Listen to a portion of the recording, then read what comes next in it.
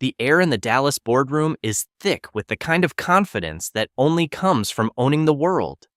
Around a massive glass table, three men who have spent months begging for this meeting are finally leaning in.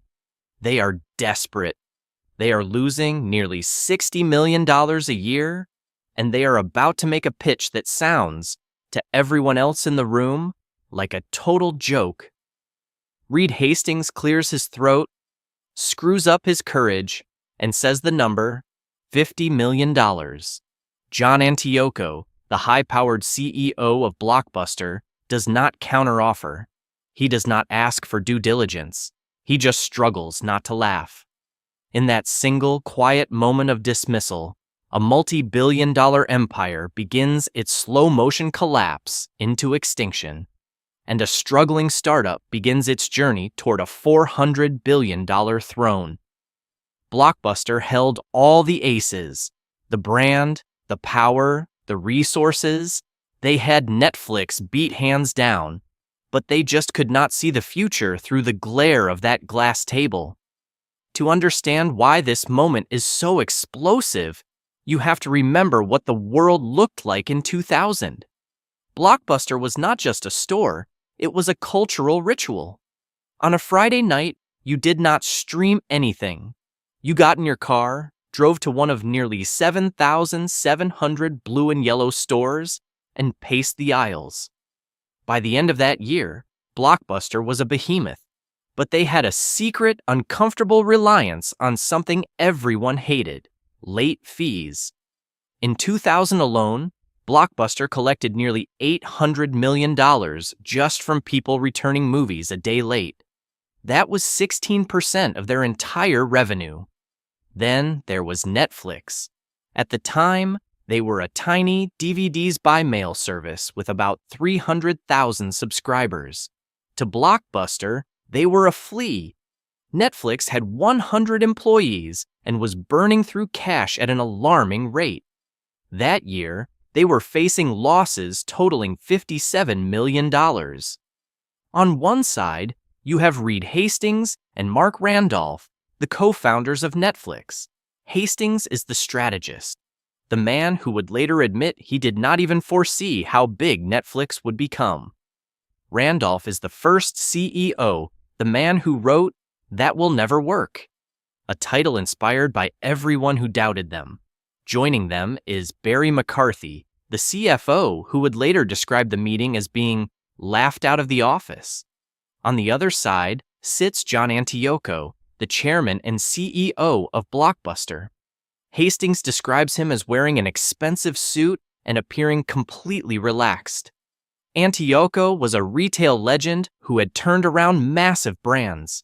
Beside him is Ed Stead, Blockbuster's general counsel. Both men shared a fatal assumption that the dot-com world was a bubble that had already burst. The call finally came while the Netflix team was at their first corporate retreat at Alisal Ranch in California.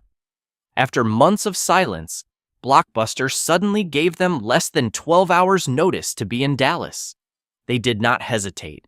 They chartered a plane and flew straight into the heart of the empire. They sat down around that massive glass table.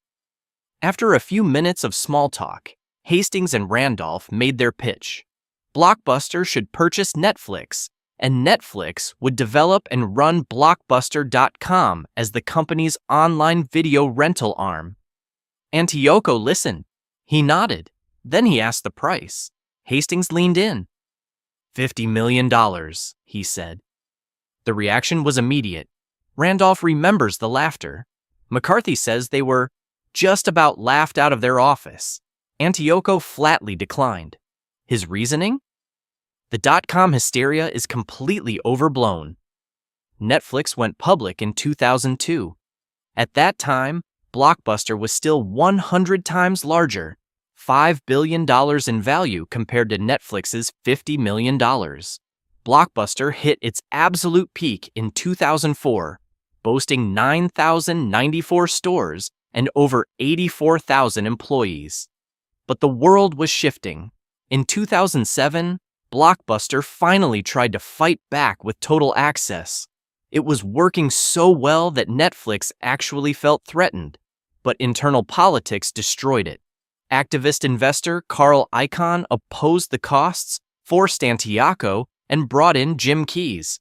Keyes immediately ended total access and brought back late fees. On September 23, 2010, Blockbuster filed for Chapter 11 bankruptcy with approximately $900 million in debt. By 2019, only one Blockbuster remained on the entire planet, a single store in Bend, Oregon.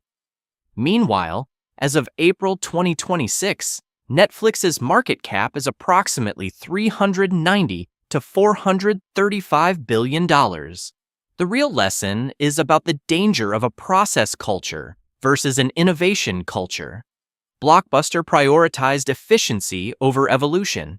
They looked at Netflix and saw a small company losing money. They did not see the shift in human behavior right in front of them. What do you think was the exact moment Blockbuster was truly finished? Was it that meeting in 2000 or the 2007 cancellation of Total Access? Drop your thoughts in the comments. Thanks for watching AMPVEX. See you in the next one.